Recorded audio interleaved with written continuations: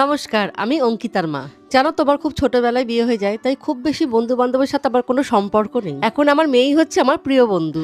সবাই বলে মায়েরা সন্তানদের বড় করে, কিন্তু সত্যি বলতে আমার মেয়ে আমাকে স্ট্রং বানিয়েছে আর বাঁচতেও শিখিয়েছে। যাই হোক, দেখেছো মেন কথাটাই বলতে ভুলে গেছি। আজকে আমি আমার মেয়ে রেডি হচ্ছিলাম আমার বোনের বাড়ি যাবো বলে, কারণ আজকে আমার বোনের মেয়ের জন্মদিন ছিল। জন্মদিনটা আমার বোনের মেয়ের থাকলেও আজকে আমি আমার মেয়ে দুজনেই নতুন জামা কাপড় পরেছিলাম।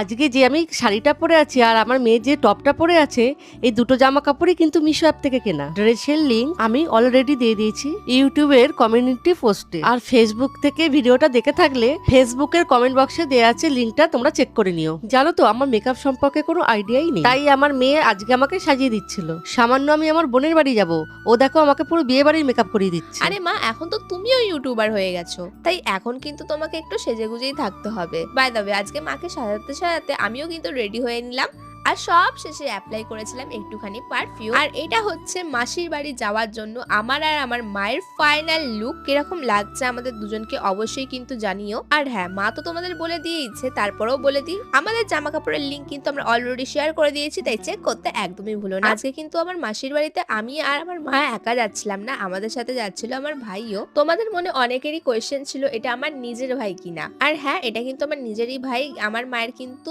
দুটো ছেলে মেয়ে। আমরা এতটাই লেট করে গিয়েছিলাম যে কেক কাটিং হওয়া কমপ্লিট হয়ে গিয়েছিল, তাই আমরা অনেক হাসি মজা গল্প করে খেতে বসে পড়েছিলাম। আর আমার মাসিও কিন্তু ডগ লাভার। দেখো ওদের বাড়িতেও কিন্তু আমার পমিশনার মতন একটা কুকুর রয়েছে। মাসির বাড়ি থেকে বেরিয়ে আমি মাকে নিয়ে গিয়েছিলাম একটু চশমার দোকানে, কারণ বেশ কিছুদিন হয়েছে মায়ের চোখে একটু প্রবলেম হচ্ছে। আর এখন যেহেতু মায়ের ফোনেই কাজ, তাই মায়ের পুরনো চশমাটাকে আরো নতুন করে বানাতে দিতে গিয়েছিলাম। আর যতক্ষণে মায়ের চোখের পরীক্ষা হচ্ছিল ততক্ষণ আমিও একটু আই টেস্ট করিয়ে নিই। আমার চোখে কোনো সমস্যা নেই, সেই কারণে আমি আর ভাই মিলে একটু সানগ্লাস দেখছিলাম। আর আমি যে সানগ্লাসটা এখন পরে রয়েছি, তোমরা কি গেস করতে পারবে এটার দাম কত হতে পারে? পারলে অবশ্যই কিন্তু কমেন্ট করে জানিও। চলো, এই ভিডিওটা এই পর্যন্ত রাখলাম, দেখা হচ্ছে নেক্সট মিনি ব্লগে।